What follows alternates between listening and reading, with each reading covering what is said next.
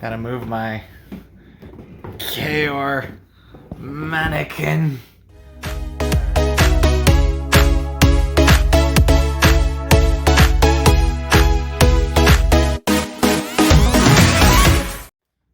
What's up, everybody? It's Codemaster Hard Rock here with an unboxing that I guarantee you probably does exist on YouTube, but not on my channel. So, you guys can read the title. You already know what's coming up, so we're just gonna jump straight into it. This is insane.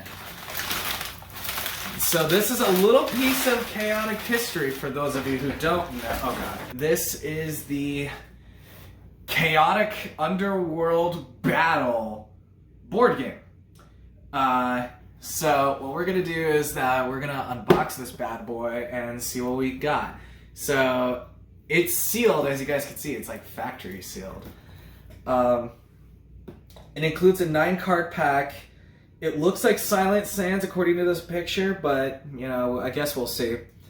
So in the front, we see Nadrin, Blugon, Maxor, Kaor, Dardamus. I don't know what that location is in the background, but anyway, so in the front, we see, right there's Calculator and all that. Right on the very top of the box, you kind of get a layout for the field. On the side, it just says that. A shot of the same thing from the top. Same thing on the sides, and on the back, we have some product information. So, Underworld Battle, Le Battle E. Take charge of a group of overworlders as they travel through Param towards the Underworld city, intent on battling Kaor, its ruler. It looks like that they have like a little rule book right here. But let's see, it comes with like little game pieces, so that's cute. Includes bonus chaotic cards 9-pack, 3D game board with Kaor's Staff of Chaos and platform. What the heck's the Staff of Chaos, man? I want to know what that is. That sounds awesome. 21 underworld creatures, 4 overworld creatures, 6 treasure chests with battle gear, 50 treasure cards, 3 combat dice, and 1 10-sided die, and a detailed instruction booklets. Looks super rad, actually. So with that being said, what we're going to do is we're going to break this seal right along here, and we're going to check out the board game and see how everything is all together with it. Oh my gosh. And this is a pretty sizable board too, man. It's like the size of my body.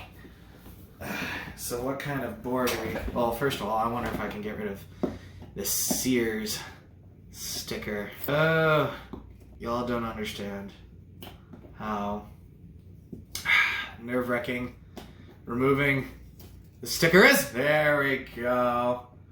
There we go. Let's clean that off a little bit. Damn. Okay, so now you guys can actually see what the full front looks like without that annoying Sears sticker on the front. So I wanted to see if there's anything else around. Okay, cool. So let's pop this bad boy open.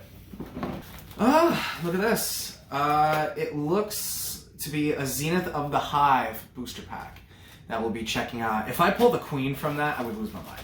So let's see everything that this thing comes with. It looks like there's some counters, and the instruction booklet and everything like that right here. There's just a straight up D10 and various pieces, dice with the power logo on it. It looks to be a stage, and it looks like that there's definitely some things that allow you to build a scenery.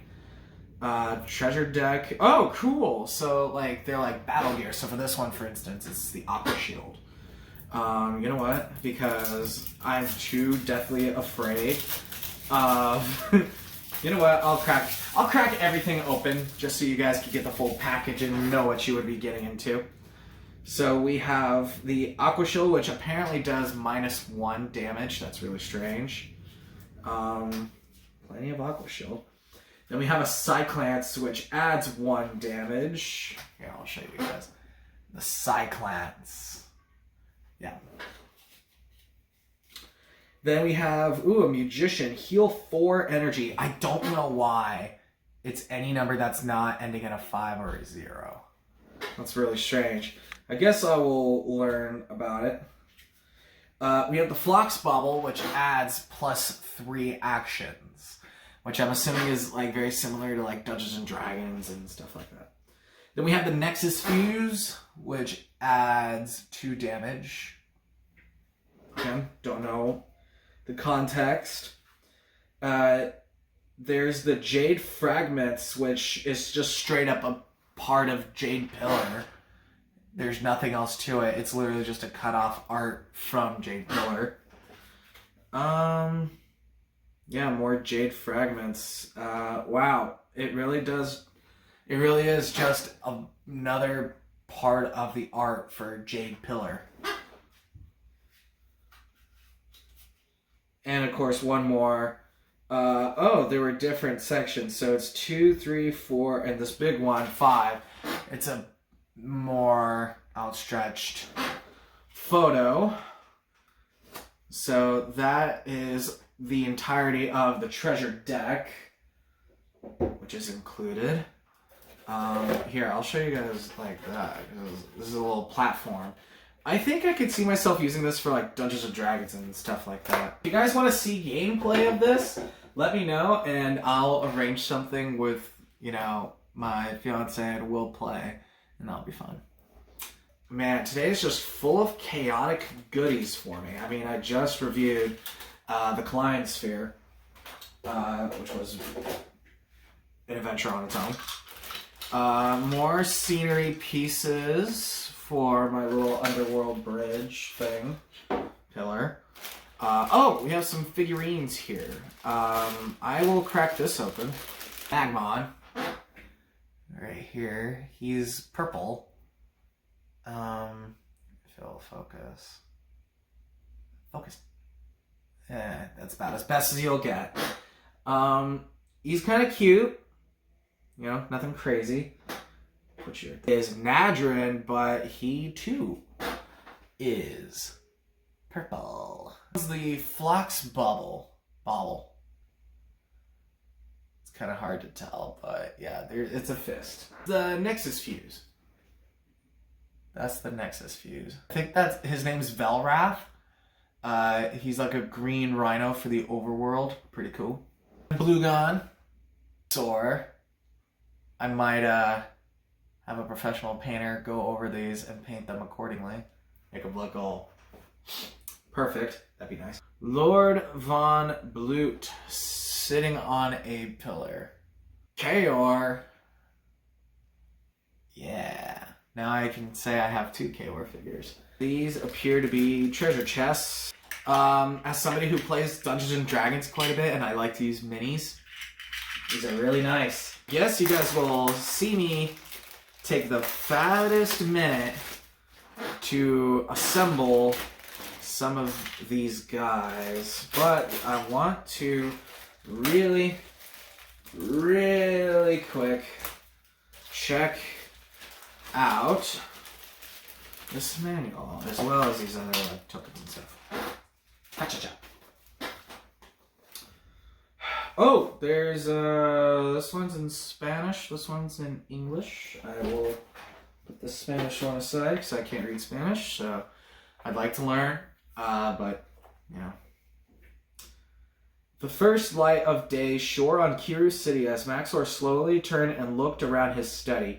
Here they were, powerful overworlders about to embark on a dangerous, clandestine mission, a direct attack on Kaor within the heart of the underworld. Maxor's eyes lingered on Velrath. Oh, I was right, Velrath.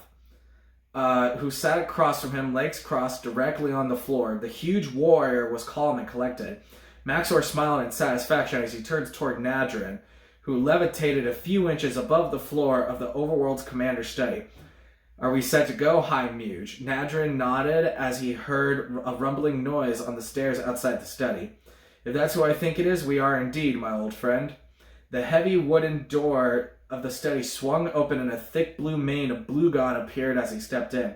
Are we set to move out? Maxor nodded again and picked up his blade. Now that you are here, Northerner, I believe we are. Take charge of a group of overworlders as they travel through Param towards Underworld City, intent on battling Kaor, its ruler. Command Velreth, Nadrin, Blugon, and Maxor on their perilous journey, aiding their quest by collecting treasure and battle gear along the way. And I'm now realizing that the other thing was an Aqua Shield. It tells me what it is, so never mind. Maxor, 1 Nadrin, 1 Velreth, 1 Blugon. For the Underworld, I apologize. We have 1 Kaor, 1 Magmon, 1 Lord Von Blute, 6 Dardamus, 6 Cougar, and 6 Rothar. Okay. Interesting. Okay.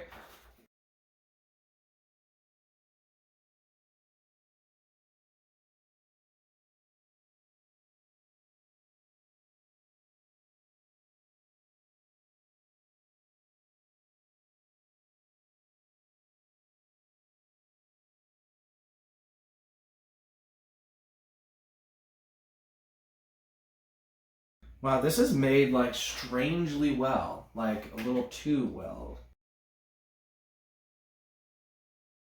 When a figure is complete, it will look like this.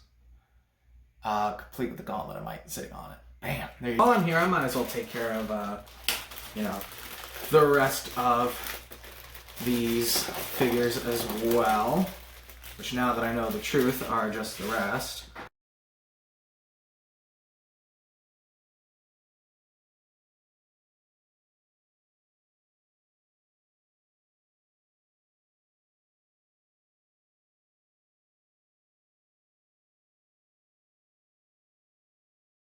Little points of this game, I'm kind of looking at it with like the numbers on the bottom and everything like that. I wonder if anyone who's watching this video remembers Gormiti, because there were these little figures that had like different tribes and stuff, and they had numbers on like the bottoms of their foot, and it was like a game, and you would allocate points, things like that. It was a very strange game. I still can't believe I managed to get this, because this is something I never thought I would ever get.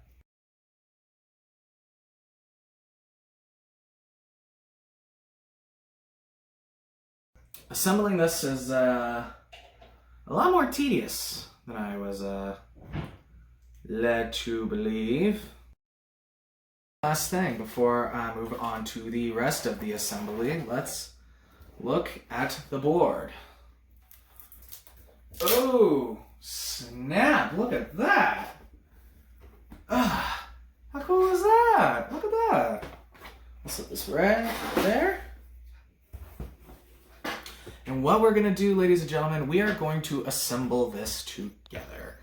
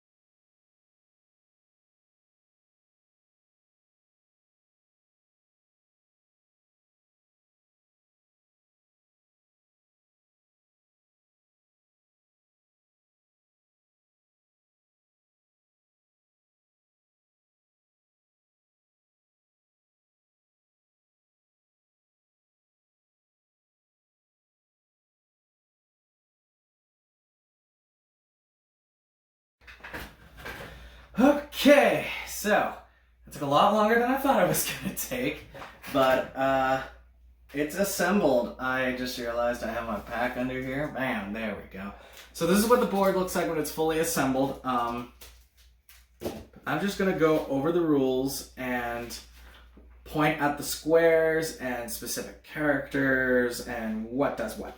Each player plays one overworlder. The objective of the game: overworld creatures fight their way through the underworld locations, gathering battle gear and other treasures to help them defeat Kaor on his platform in the Underworld City Battle Arena, and at the same time try to gain the most points by defeating underworld creatures along the way. To start, each player chooses an overworld creature. Overworld creatures are placed in the Kiru entrance space. That's this. It's this spot right here at the very corner. Their bases must show 8 energy. Wow, I've already preemptively set them up for that, so that's convenient. Put battle gear in the chests and mix them up so players do not know which battle gear is each. Players take turn placing them in rooms labeled 4 and 5. That's this one and this one. The chest cannot be placed on any square in front, behind, entry room, or at a secret door. Shuffle the treasure deck. When a player is instructed to draw a card from the treasure deck and no cards remain, shuffle all the cards to the discard pile and use them as a new treasure deck. Place Kaor on his throne and Magmon on the platform on the indicated space, with the rest of the underworld creatures in the battle area on any platform. Now I'm looking. I'll simulate it. Kaor goes here. Magmon goes there.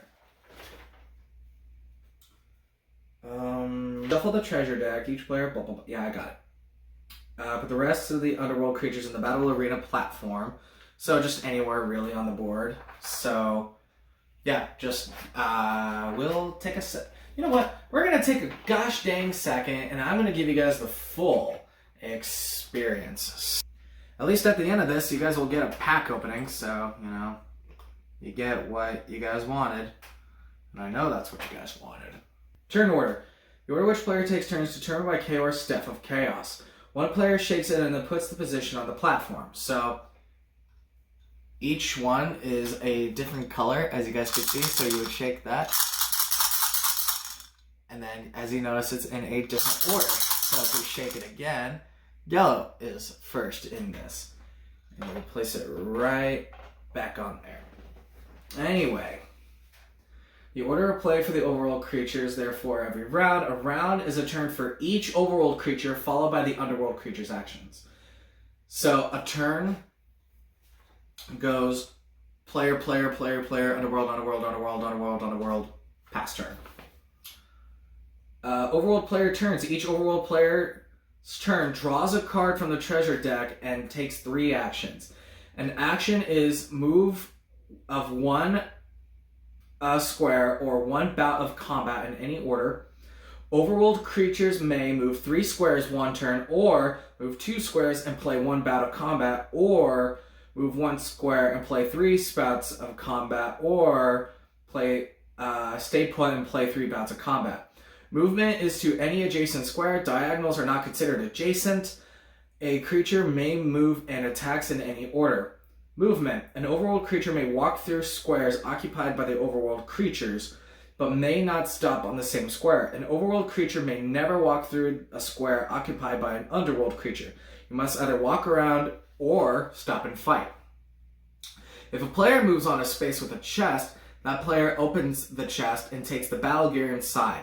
The item inside is a Gauntlet of Might, and a player may already has a Gauntlet of Might. The item remains in the chest.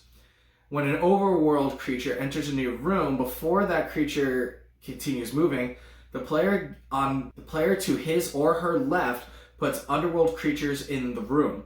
That player rolls a die to determine how many underworld creatures are put into the room. On an odd roll, that player takes 1 creature in the room. On an even roll, the player puts 2. There is a maximum limit of the combined energy for the creatures that are put in the room, indicated on the number square on the room, either 3, 4, or 5, as it states right there. If the roll calls 2 creatures in a room, and there are not enough creatures in the appropriate energy remaining, place a single creature in the room instead. For example, a player enters a 5-point room, and all 1 and 2 energy creatures have already been placed. A 4 or 5 energy creature may be placed in that room instead. Underworld creatures may only place into the rooms no other overworld creature has already entered. Now here are the special squares. We have the Kiru City. Kiru City is the entrance of the overworld, begins the game where they are sent back when they are defeated in combat. When an overworld creature is sent back to Kiru City, its turn ends immediately, and the next turn starts with, and their next turn they would start with 4 energy. Then we have Kordak Falls, right here. There we go. Kordak Falls square heals any overworld creature who steps into it full energy. Moving to the square takes an action, but if the creature has actions remaining, it may continue moving after it's healed. Then we have the Storm Tunnel, which is directly next to it. May be used to teleport directly here. Stepping into the square takes an action, but if the creature has actions remaining, it may continue moving after being teleported. Secret doors, such as this spinning guy this spinning guy right here. You guys can see that. Are the spaces in the middle of the rooms of the first 2 rows against the walls with numbers in them. These numbers are what a player must roll on a 10-sided dice to use the secret door on that space. Attempting to use the secret door does not take an action, but if a player fails the roll, the creature is moved off the space 1 square and their turn ends. The Doom Step, that is this little spot right here. This is the Doom Step just before the castle. The square is immediately inside the archway to the Underworld Battle Arena. When a player steps on the Doom Step, follow the directions indicated in the Underworld Battle Arena section to place the remaining creatures in the battle arena. Once the first player has stepped into the Doom Step, players who use the Storm Tunnel may teleport here. Any number of players can stand on the Doom Step. Moving on to combat. Opponents must be on adjacent squares. Diagonals are not allowed. An overworld creature may attack more than one underworlder, a creature a turn. Each attack takes 1 action. Each attack is handled 1 at a time. A bout of combat is an attempted attack, a roll on the dice. Overworld creature is not defeated, it gets a return attack. Overworld creatures roll 2 dice in a combat until they find a Gauntlet of Might, then they roll 3 dice for the rest of the game. Underworld creatures roll 2 dice, except Kaor, who rolls all 3. Combat sequence. Overworld player rolls 2 dice, and 3 if you have the Gauntlet of Might. Overworld player decides whether or not they get to use any treasure cards to add to the roll. If the total value of the dice roll and cards are the same or greater than the Underworld creature's energy, the Underworld creature is defeated. That player takes the Underworld creature and draws a card from the treasure deck. If the total value of the dice roll and cards are less than the Underworld creature's energy, the Underworld creature survives. The Underworld creatures must be defeated in a single attack roll, and they do not reduce energy. They do not reduce in energy. If an Underworld creature survives, it gets a return attack. Underworld creatures get 2 dice, except for Kaor, who rolls 3. If an overworld creature is reduced to 0 energy, that creature's turn ends immediately and is sent back to the Kiru City entrance. After all the overworld players take their actions, the underworld actions occur. Underworld actions. You have Lord Von Blue. At the start of your underworld actions, a player rolls the 10-sided die, that's this one. Von Blue flies across the row corresponding to the rolled die. As you see right here, it goes 1 through 9 on the sides on either side of the board, knocking unconscious all overworld creatures in his path. If the roll is 0, then Lord Von Blue ignores Kaor's call and does not appear. Lord Von Blue passes through the walls and doors as if they didn't exist. Any overworld creature that is hit is knocked unconscious immediately and return that overworld creature to Kiru City, then follow the normal rules. Once the first overworld creature has returned to the Doom Step, Lord Von Blue is no longer activated. After Lord Von Blue flies, each underworld creature attacks an adjacent overworld creature. If there are 2 or more overworld creatures next to the underworld creature attacks each of them individually. Diagonal creatures are not considered adjacent. Underworld creatures roll 2 dice except for Kaor, who rolls 3. Overworld creatures do not return attacks on underworld creatures. If an overworld creature is reduced to 0 energy, then that creature is sent back to the Kiru City entrance. Battle gear and treasure. The treasure deck contains cards that represent items of the overworld creatures discovered on their adventure to the underworld. The chests placed around the underworld rooms also contain battle gear that aid the overworld creatures against Kaor and his underworlders. The overworld player draws a treasure card at the start of their turn and whenever they defeat an underworld creature. That includes 20 Aqua Shields, 20 Cyclances, 6 Song of Resurgence, 2 Flux Baubles, 4 Nexus Fuse, 8 Jade Fragments, which are point cards. Cyclance. This lance-like battle gear can literally blow enemies away or give them an electrifying shock. After a player rolls for combat, he or she may discard a Cyclance to increase the resulting number by 1. A player may discard up to 2 total treasure cards or battle gear this way per attack roll. There are These are found only in the treasure deck. The Aqua Shield. This battle gear looks fragile, but when activated, it releases an energizing water barrier. After an underworld creature rolls for combat, the defending overworld player may discard an Aqua Shield to reduce the attack die roll by 1. A player may discard up to 2 total treasure cards or battle gear in this way per attack roll. Then if you have the Gauntlet of Might, even weaker creatures can become powerhouses when equipped with the Gauntlet of Might. Once an overworld player has the Gauntlets of Might, that player rolls an additional die in combat for the rest of the game. If a player ever gets a Gauntlet of Might when they already have one, he must leave the one Gauntlet of Might in the current space on the board, and another player who enters it in that square can pick another one up. These are only found in treasure chests. Then you have the Song of Resurgence. The Song of Resurgence is a masterpiece of melodic efficiency and rings with overtones of safety for all overworlders. A player may use a Song of Resurgence anytime during his turn to heal 4 energy, then the Song of Resurgence is discarded. Flux Bauble. This battle gear is extremely useful when a creature is in unfriendly territory and desperate to get his own move. A player may use a Flux Bubble to take 3 additional actions, then the Flux Bubble is discarded. These are found in both the treasure deck and treasure chests. Fuse. This small battle gear packs a powerful punch. When a player rolls for combat, he or she may discard a Nexus Fuse or battle gear to increase the resulting number by 2. A player may discard up to 2 total treasure cards or battle gear in this way per attack roll. These are found in the treasure deck and treasure chests.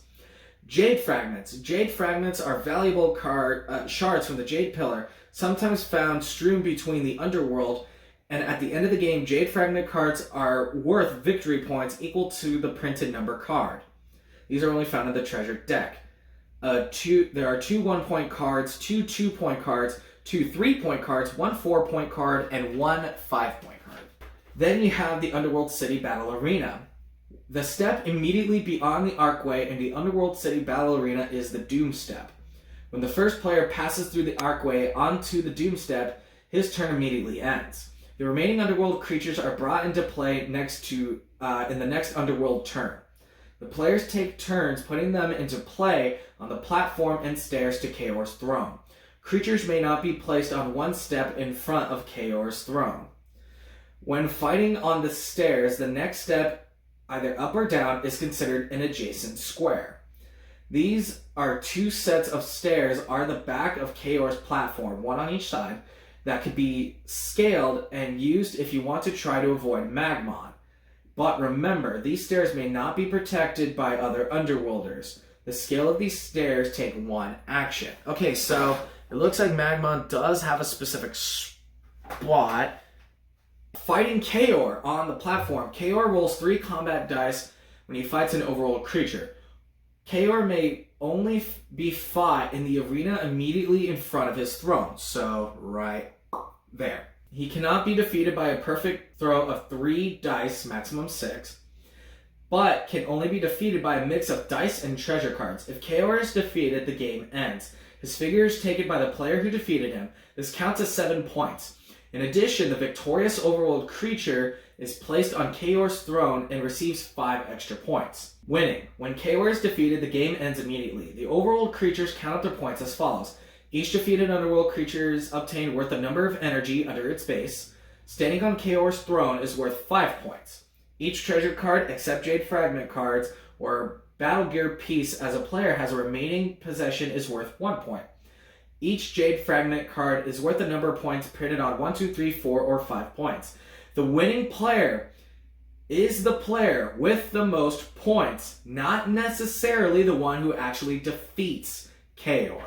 And that being said, man, this game is extremely simple. I completely get this game.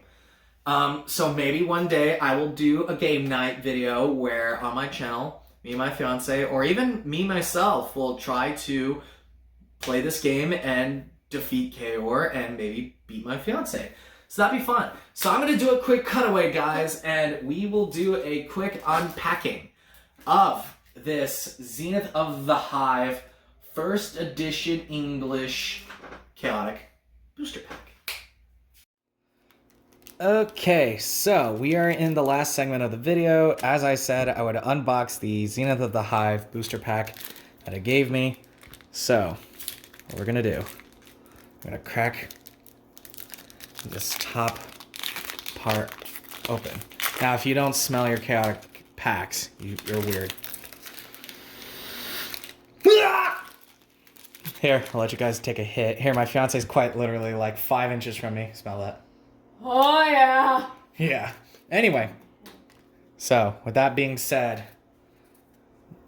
let's go over from the top. We have Ornithor. Going from top to bottom, 85, 50, 40, 55, 50. Not too bad. Then we have the Mandiblore Crown. Equipped creature gains creature type Mandiblore in addition to its other types. It also gains Hive, heal 5. It's not too shabby. It's fine. Then we have Queen's Gate, initiative speed. Scouts are immune to invisibility. Then we have Freeze Flash, 10 air, 10 earth, 2 build points, 0 water. And then if you have water, opposing engaged creature loses 25 speed. Oh, okay. Then we have the Elementalist Pauldrons. Equipped creature gains 5 energy and 15 power. If equipped creature is an elementalist, it gains the elemental types possessed by all creatures you control. That works really well with, what's his name? He's an overworld miner. He looks like a mole. If somebody knows who I'm talking about, please say something. Then we have the Barracks, initiative power. If a warrior you control is engaged this turn, you may move that creature into an open adjacent space at the end of combats. So he basically gets Proboscar's ability. We have Caster's War Song. Deal 5 damage to target creature. If the caster is immune, it deals an additional 10 damage to that creature. You guys probably saw that code. May or may not. We'll see. Then we have Desiccate the Land. 2 build, 5 base. 5 air, 0 earth, 5 water. If you have earth, if you have an attack card named Desiccate the Land in your attack discard pile, you heal 10 damage. Then last but not least, we have Peyton's best creature, Dassilin, a Danian. 45 courage, 45 power, 75 wisdom, 35 speed, 35 energy. He has water 5 and he has hive. He loses water 5 and he gains a different ability. He could toss his music to heal 10 damage to target Mandiblore. So, with that being said, guys, that was the mother trucking board game. Let me know if you guys want to see me and my fiance dominate the underworld in this little board game fashion. So, with that being said, I hope you guys enjoyed this unboxing. I know it was definitely a strange piece of Chaotix history, but you know what? Now you know what to expect. So I will catch you guys in the next video. Toodles!